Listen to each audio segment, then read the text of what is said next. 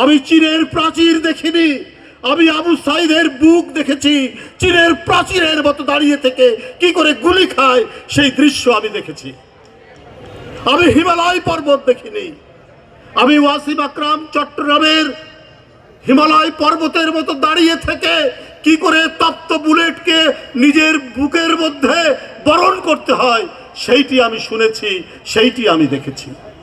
বন্ধুরা আমার, আমি প্রশান্ত মহাসাগর দেখিনি, কিন্তু আহনাফের মায়ের চোখের জল যে দেখেছি, সেই জল দেখেই আমি প্রশান্ত মহাসাগরের কথা মনে পড়েছে যে হয়তো প্রশান্ত মহাসাগরের পানি জল আহনাফের মায়ের চোখের পানির সমতুল্য হবে না।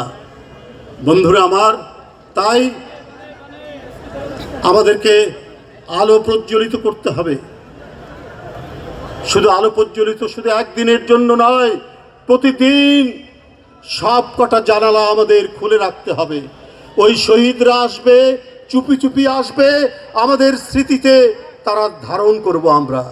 আমরা ধারণ করে আমাদের মনের মধ্যে যাতে কোনো ধরনের বিবেকহীন কোনো স্বপ্ন না জাগ্রত হতে পারে সেই তাড়নাটা তারা দেবে। কোনো অগণতান্ত্রিক শক্তি, কোনো অগণতান্ত্রিক স্বৈরাচারী কোনো ধরনের পদক্ষেপ, কোনো শক্তির যাতে আর আগমন না ঘটতে পারে, তাই তাদের স্মৃতি একটি মাসের জন্য নয়, একটি দিনের জন্য নয়।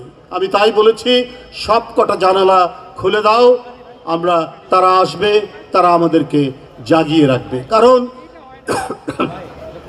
ফ্যাসিস্ট পরাজিত হয়েছে বটে, কিন্তু তার ভগ্নাংশ, তার অবশিষ্টাংশ এখনো কিন্তু রয়েছে নানা জায়গায়।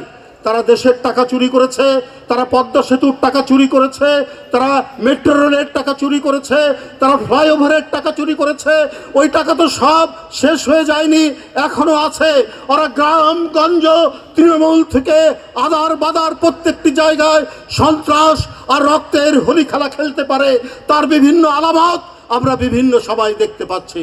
তাই জাগ্রত তরুণ সমাজ, ছাত্র সমাজ, তারা কোনোদিন ঘুমায় না, ইতিহাস সেটি বলে না, তারা জাগিয়ে থাকে। তাদেরকে আরো লড়াই, আরো সংগ্রাম, আরো উদ্দীপ্ত পথ চলা মিছিলের জন্য তাদের প্রস্তুত থাকতে হবে। বন্ধুরা আমার, আপনারা জাতীয়তাবাদী রাজনীতি, ছাত্র রাজনীতি করেন, আপনাদের ছাত্র সংগঠনের সাথে জাতীয়তাবাদী কথাটা আছে।